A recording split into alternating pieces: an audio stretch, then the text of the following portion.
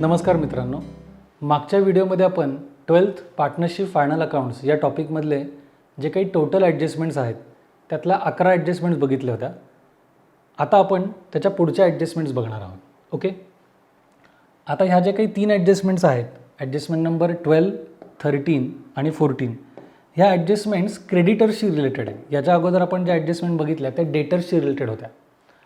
आता इथे सुद्धा ह्या 3 ॲडजस्टमेंटचा जो सिक्वेन्स मी घेतला आहे त्याच सिक्वेन्सनी त्या ॲडजस्टमेंट करायच्या आहेत. म्हणजे सपोज एखाद्या प्रॉब्लेममध्ये तुम्हाला अनरेकॉर्डेड परचेसची पण ॲडजस्टमेंट आली, बिल्स पेएबल डिसऑनरची पण आली आणि रिझर्व फॉर डिस्काउंट ऑन क्रेडिटर्सची आली. तर सगळ्यात पहिली ॲडजस्टमेंट कोणती करायची? अनरेकॉर्डेड परचेस, त्यानंतर बिल्स पेएबल डिसऑनर्ड आणि त्यानंतर reserve for discount on creditors. Okay, आता अनरेकॉर्डेड परचेस म्हणजे आपण कुठले तरी गुड्स क्रेडिटवर परचेस केलेले आहेत आणि त्याचा आपण बुक्स ऑफ अकाउंट्समध्ये रेकॉर्ड करायचा राहून गेला, बरोबर आहे. मग अशा केसमध्ये तेवढे परचेस आपल्याकडे कमी दिसणार, त्यामुळे परचेस वाढवावे लागतील. त्यामुळे पहिली इफेक्ट आहे ॲड इन परचेस. आणि तेवढे परचेस आपण क्रेडिटवर केलेत म्हणजे क्रेडिटर्सची अमाऊंट पण आपल्याला वाढवायला लागेल. त्यामुळे दुसरा इफेक्ट ॲड इन क्रेडिटर्स. तुम्ही जर कम्पेअर करत गेलात थोडंसं तर जी अनरेकॉर्डेड सेल्सला इफेक्ट होते add in sales, add in debtors, तसेच इफेक्ट आहेत unrecorded purchase, add in purchase, add in creditors. मग तुम्ही हे शिकताना असा प्रयत्न केला की मागचे अशाच प्रकारचे ॲडजस्टमेंटचे इफेक्ट्स काय होते, त्याच्या हे एक्झॅक्टली अपोजिट होत चाललं आहे. मग तुम्हाला ते लक्षात ठेवायला अजून सोपं जाईल. पुढची ॲडजस्टमेंट आहे बिल्स पेएबल डिसऑनर्ड.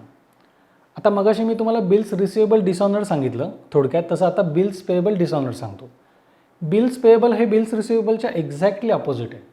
बिल्स रिसिवेबलमध्ये आपल्याला समोरच्या पर्सनकडून म्हणजे डेटरकडनं बिल्सची अमाऊंट रिसिवेबल आहे. इथे उलट आहे, आपण क्रेडिटर्सला जी अमाऊंट पेएबल असतो त्या संदर्भात तो क्रेडिटर आपल्यावर एक बिल ड्रॉ करतो आणि आपण त्याला ॲक्सेप्टेड म्हणून म्हणजे लीगल डॉक्युमेंट जे आहे त्याच्यावर साईन करून देतो की मी तुला 3 महिन्यानंतर पैसे देणार. म्हणजे आपल्या दृष्टीने ते झालं bills payable. The amount of bill is payable to our creditors. आता आपण जर त्यांना ते बिल्स पेएबलची अमाऊंट पेड केली वेळेत तर आपण त्याला म्हणणार बिल्स पेएबल ऑनर झालं. ओके, आणि आपण ती जर पेड केली नाही तर आपण त्याला म्हणणार बिल्स पेएबल डिसऑनर झालं. मग आता बिल पेएबल डिसऑनर झालं तर पहिला इफेक्ट काय होणार? क्रेडिटर्सला जी काही अमाऊंट द्यायची होती ती इन्क्रीज होणार, म्हणून पहिला इफेक्ट आहे ॲड इन क्रेडिटर्स. आणि दुसरं, आपल्याकडचे बिल्स पेएबलची अमाऊंट तेवढी कमी होते म्हणून डिडक्ट फ्रॉम बिल्स पेएबल. आता पुढचा पार्ट आहे reserve for discount on creditors. हे रिझर्व फॉर डिस्काउंट ऑन डेटर्सच्या एक्झॅक्टली अपोजिट आहे. आपल्याला क्रेडिटर्सला जी काही अमाऊंट पेएबल आहे त्याच्यामध्ये कदाचित आपल्याला जर डिस्काउंट मिळाला तर त्याची जी प्रोव्हिजन असते त्याला म्हणतात reserve for discount on creditors किंवा provision for discount on creditors. मग आपल्याला त्यांना जर पैसे कमी द्यावे लागले, ओके, तर तेवढी अमाऊंट क्रेडिटर्समधनं कमी होणार म्हणून पहिला इफेक्ट डिडक्ट फ्रॉम क्रेडिटर्स. आणि आपल्याला डिस्काउंट मिळाला तो आपला इन्कम झाला, गेन झाला, म्हणून profit and loss account credit side. Okay, ह्या 3 ॲडजस्टमेंट झाल्या क्रेडिटर्सशी रिलेटेड. आता गुड्सशी रिलेटेड ह्या ॲडजस्टमेंट्स आपण बघूया. ओके, गुड्सशी रिलेटेड ह्या 3 ॲडजस्टमेंट बघू आणि परत खाली एक ॲडजस्टमेंट आहे.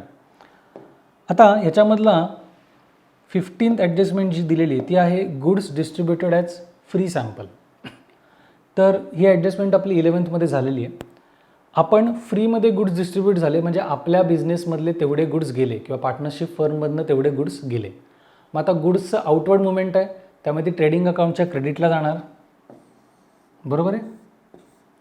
आणि आपण तेवढे गुड्स फ्रीमध्ये वाटले तर त्याचा बेसिक एम काय असतो? ॲडव्हर्टिजमेंट. मग ॲडव्हर्टिजमेंट हा आपला खर्च, so profit and loss account debit साईडला ॲडव्हर्टिजमेंट. ओके, आता इकडे 2 पार्ट आहेत गुड्स संदर्भात. दोन्हीकडे काय आहे? Goods destroyed by fire, goods destroyed by fire.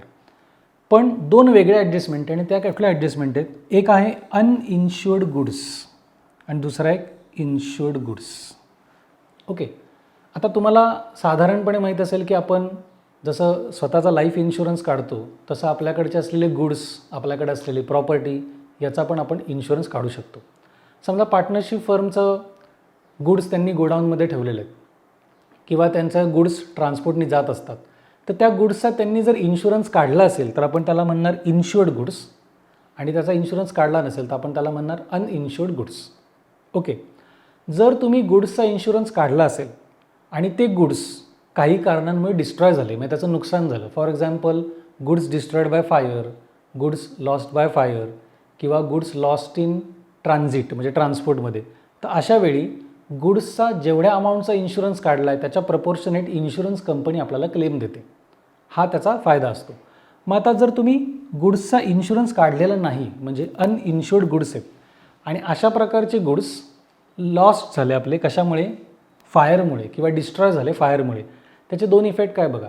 तेवढ्या अमाऊंटचे गुड्स आपल्या पार्टनरशिप फर्ममधनं गेले म्हणून trading account credit side outward movement, आणि तेवढे गुड्स आपले डिस्ट्रॉय झाले, आपलं नुकसान झालं म्हणून प्रॉफिट अँड लॉस अकाउंटच्या डेबिट साईडला त्याला हेडिंग देतात लॉस बाय फायर. ओके, नुकसान झालं. आता जर आपण गुड्सचा इन्शुरन्स काढलेला असेल, जर आपण गुड्सचा इन्शुरन्स काढला असेल तर त्या केसमध्ये इथे काय होतं बघा, ही एकमेव ॲडजस्टमेंट अशी आहे की ज्याचे 2च्या ऐवजी 3 इफेक्ट्स आहेत. अदरवाईज सगळ्या ॲडजस्टमेंटचे 2-2 इफेक्ट्स आहेत. तर हे जे काही इफेक्ट्स आहेत हे तुम्हाला मी एक्सप्लेन करतो, एकच मिनिट.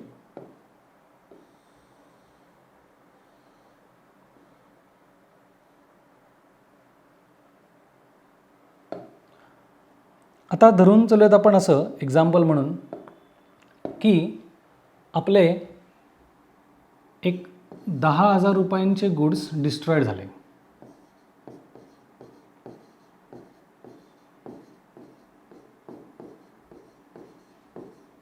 ओके, आग लागली आणि गुड्स डिस्ट्रॉय झाले आणि इन्शुरन्स कंपनीने आपल्याला क्लेम ॲक्सेप्ट केला 8,000 रुपयांचा.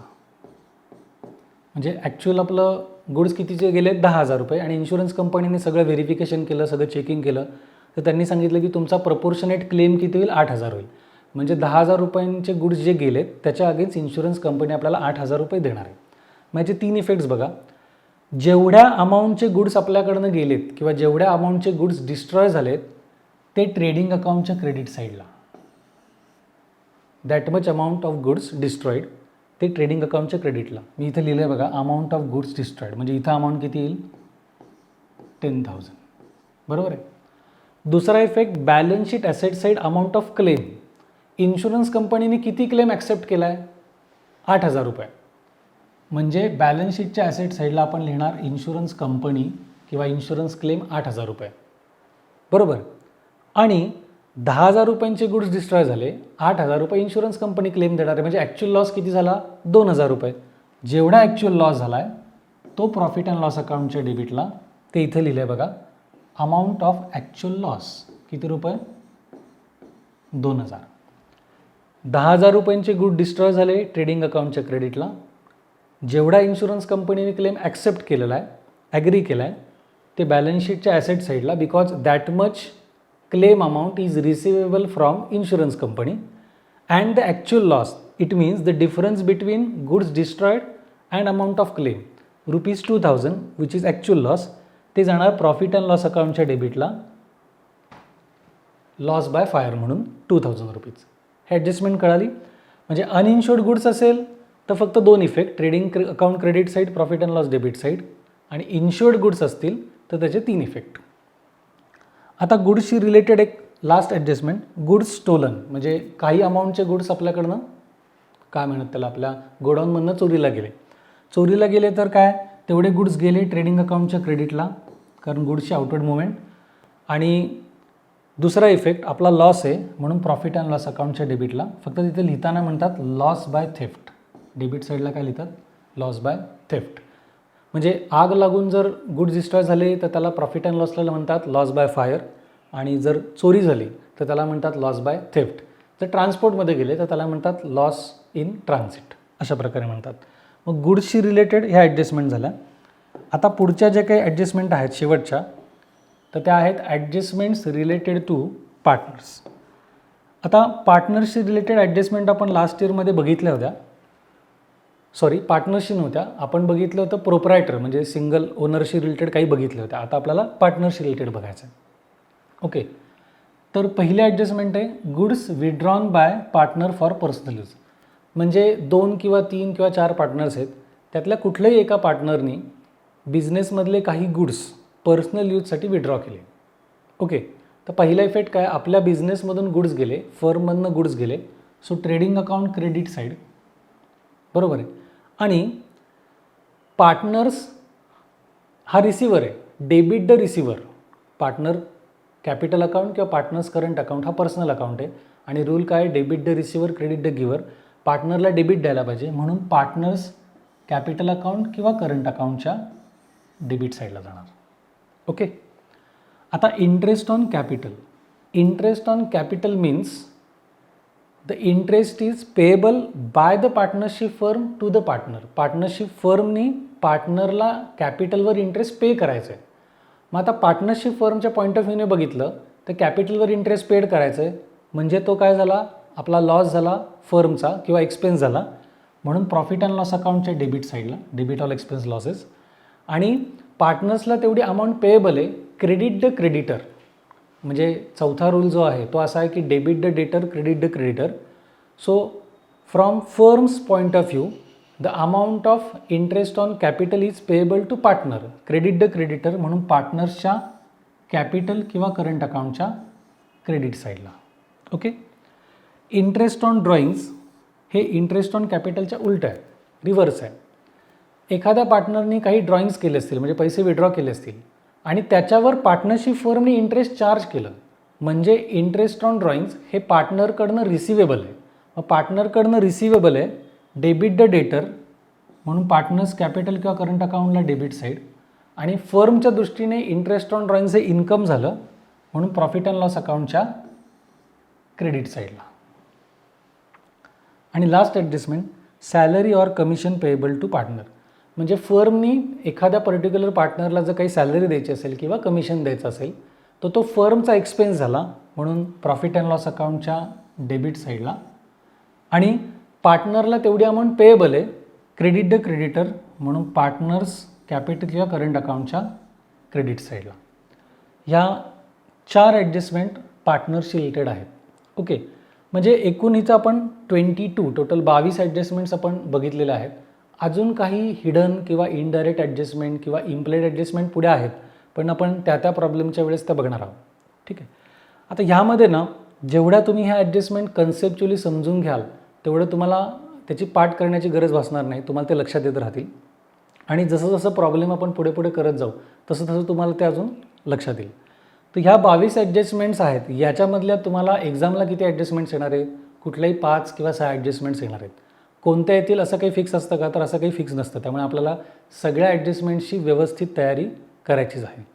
ठीक आहे, आत्ताचा व्हिडिओ जर तुम्हाला आवडला असेल तर तुम्ही सगळ्यांनी व्हिडिओ लाईक करा, सबस्क्राईब करा, तुमच्या फ्रेंड्सला शेअर करा आणि कमेंट करा. तसंच व्हिडिओनंतर जे डिस्क्रिप्शन दिलं आहे त्याच्यामध्ये आम्ही एक लिंक दिली आहे, त्या लिंकवर जर तुम्ही क्लिक केला तर तुम्हाला हे सगळेच व्हिडिओ एके ठिकाणी बघता येतील.